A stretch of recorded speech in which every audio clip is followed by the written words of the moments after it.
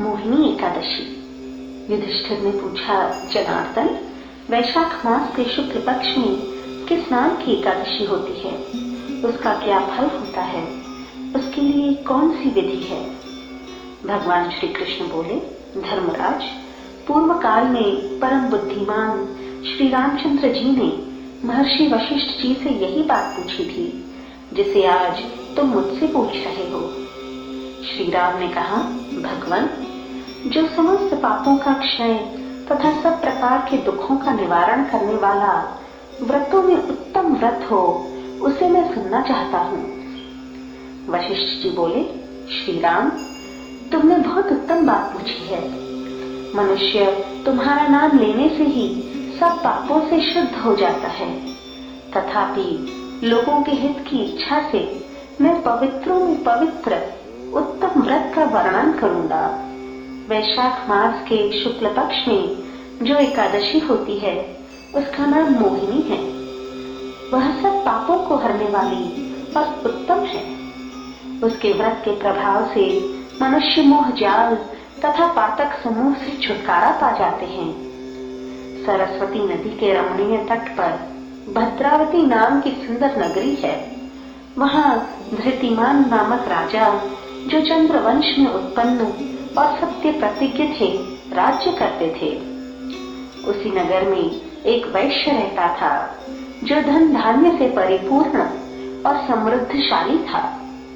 उसका नाम था धनपाल। वह सदा पुण्य कर्म में ही लगा रहता था। दूसरों के लिए पौसला अर्थात प्याऊ, कुआं, मठ, बगीचा, पोखरा और घर बनवाया करता था।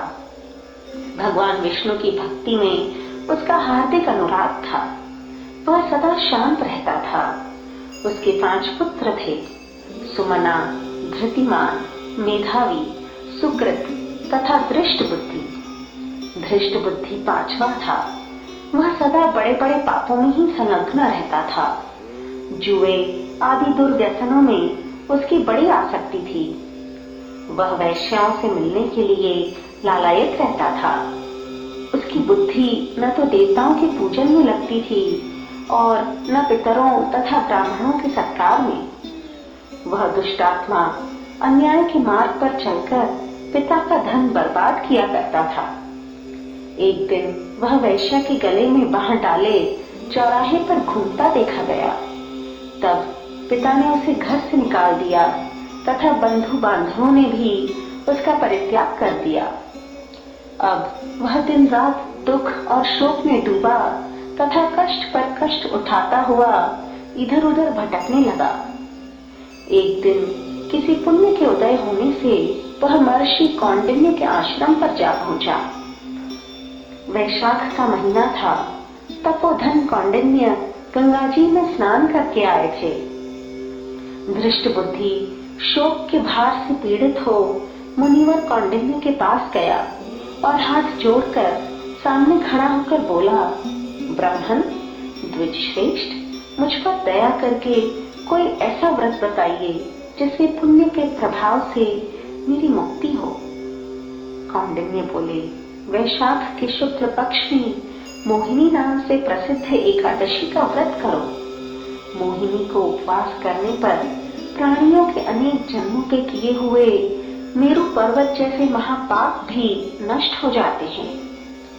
वशिष्ठ जी कहते हैं, श्री रामचंद्र जी, मुनि का यह वचन सुनकर धृष्ट बुद्धि का चित्त प्रसन्न हो गया। उसने कौंडिन्य के उपदेश से विधि पूर्वक मोहिनी एकादशी का व्रत किया।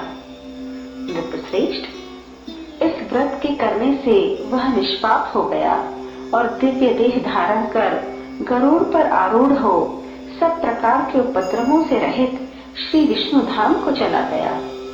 इस प्रकार यह मोहिनी का व्रत बहुत उत्तम है।